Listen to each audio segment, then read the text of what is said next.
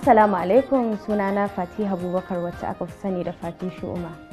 To abinda ya fi jan hankali na a cikin wannan labari kuma shiri mai suna Akila, yanda labarin yake kusan yana faruwa da gaske haka a cikin al'umma. To abinda ya fi burge ni inda yaron yake tsintan biredi a cikin bola yake ci har kwalba take yanke mai wuya, yake faduwa, yar uwarsa take kuka sosai. Gaskiya fi burge ni a cikin fim din sosai. Sannan kuma ina kira ga masoya na gabaki daya na garin Kano da ku zo mu hada a Shoprite Film House Cinema domin kallon fim din Akila ran 13 ga watan Satumba.